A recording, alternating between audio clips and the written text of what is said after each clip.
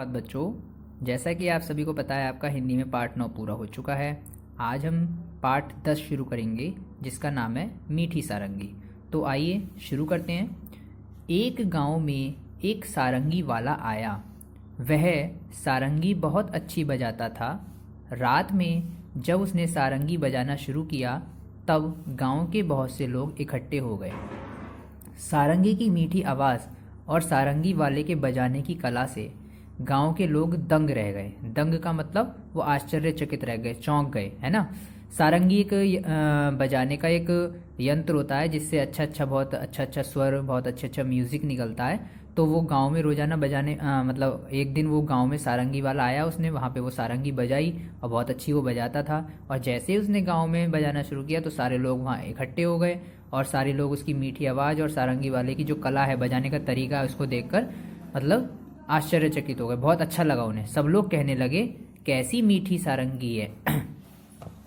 अब आइए आगे देखते हैं। आहा, कितना आनंद आ रहा है, यानी सबको बहुत आनंद आ रहा था, बहुत खुशी मिल रही थी सबको।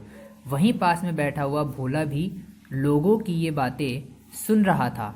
वह मन ही मन कहने लगा। वहाँ पे एक गांव वालों में एक भोला नाम का था व्यक्ति जो अपने सबकी बातें सुन रहा था कि गांव वालों को सारंगी कितनी पसंद आ रही है। और वो मन ही मन कहने लगा, इन लोगों को सारंगी बहुत मीठी लगी, लेकिन मेरा तो मुंह मीठा हुआ ही नहीं, ये सब झूठे हैं। मतलब वो ये कह रहा था कि सबको तो सारंगी मीठी लगी है लेकिन मेरा तो मुंह मीठा ही नहीं हुआ। उसे शायद ये लगा कि सब मुंह मीठा होने की बात कर रहे हैं। थोड़ी देर बाद उसने सोचा कि शायद सारंगी वाले के पास बैठने से मुंह मीठा हो जाए, इसलिए वह सारंगी वाले के पास जाकर बैठ गया। रात के 3-4 बजे जब सारंगी वाले ने गाना बजाना बंद कर दिया तब लोगों ने सारंगी वाले से कहा, महाराज आपकी सारंगी बहुत ही मीठी है। हमें बड़ा ही आनंद आया। 2-4 दिन यहीं ठहरिए। यानी सब गांव वाले ने सारंगी वालों से कहा कि आपकी सारंगी बहुत ही मीठी है, 2-4 दिन यहीं रुकिए, हमें बहुत आनंद आया। ये बातें सुनकर भोला मन ही मन झुंझलाया और सोचने लगा, ये लोग तो झूठ नहीं बोल सकते, सारंगी मीठी जरूर है पर मुझे ना जाने स्वाद क्यों नहीं आया। उसे लग रहा था कि उसे स्वाद क्यों नहीं आ रहा जबकि सबको इतनी मीठी लग रही है।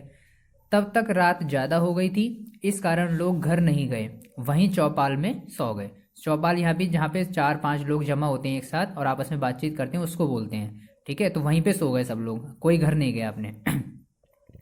सारंगी वाले ने भी सारंगी पर खोली चढ़ाई और उसे अपने सिरहाने रख कर सो गया। यानी उसका जो भी कवर था उसको उसमें चढ़ाया और वो भी अपने पास रख के, सिरहाने का मतलब अपने पास रखकर, सिर के पास रखकर सो गया। पर भोला को चैन कहाँ था। जब लोग नींद में खर्राटे लेने लगे तब उसने चुपके से उठकर वह सारंगी उठा ली और ऊपर का खोल उतारकर जीभ से चाटा। यानी उसने ये सोचा कि इसको चाटने से कोई ना कोई मीठा स्वाद आएगा, लेकिन उसे कुछ स्वाद नहीं आया। अब उसने सारंगी को खूब हिलाया, उसके छेद को मुंह के पास लाकर मुंह में उड़ेला। यानी उसको छेद को, जो उसमें सारंगी में छेद था, उसको अपने मुंह के पास लाकर अपने मुंह में उसको पलट कर देखा कि शायद उसमें कुछ स्वाद आ जाए। पर सारंगी से एक भी मीठी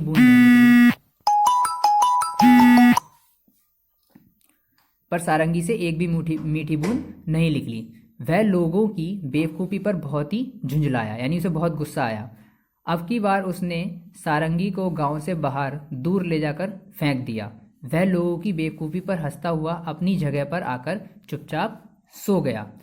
सवेरा होने पर जब सारंगी अपनी जगह पर नहीं मिली तो सब लोग और सारंगी वाला बड़े दुखी हुए। भाई उनकी सारंगी कहाँ चली गई, सब सोच रहे होंगे। लोग कहने लगे, बड़ी मीठी सारंगी थी, पता नहीं कौन ले गया। भोला इस झूठ बात को ना सुन सका और गुस्से से बोला, क्या खाक मीठी थी, मैंने तो उसे अच्छी तरह चाटा था, उसमें जरा भी मिठास नहीं थी। तुम सब लोग झूठे हो और बाबा जी की खुशामद करते हो। यानी वो बोला कि तुम लोग सब झूठ बोल रहे थे, कहीं भी मैंने उसको खूब चाट कर देखा, कहीं कोई स्वाद नहीं आया, तुम सब झूठ बोलते हो, बस बाबा जी की ऐसी तारीफ कर रहे हो। तो लोगों ने पूछा, पर सारंगी है कहाँ। तो उसने कहा, गांव के बाहर पड़ी है। लोगों ने भोला की बेवकूफ़ी पर सिर पीट लिया। यानी लोग जो हैं भोला की बेवकूफ़ी पर अपना माथा पीटने लगे, सिर पीटने लगे, मतलब परेशान से होने लगे कि देखो इसने कितनी बड़ी बेवकूफ़ी है। यानी वो ये सोच रहा था कि इसमें कोई खाने का स्वाद आएगा, जबकि ऐसा नहीं था, उसका स्वर मीठा था। यानी उस मीठे से मतलब यहाँ पे था कि जब वो सारंगी बजती है तो लोगों को आनंद बहुत आता है, लेकिन भोला ये बात समझ ही नहीं पाया, है ना। तो इस तरीके से कहानी आपकी ख़त्म हो जाती है। तो आशा करता हूँ सभी को पसंद आई होगी। तो सभी बच्चे इसकी एक एक दो दो बार रीडिंग और लगाएंगे और इस कहानी को समझेंगे। आज के लिए धन्यवाद।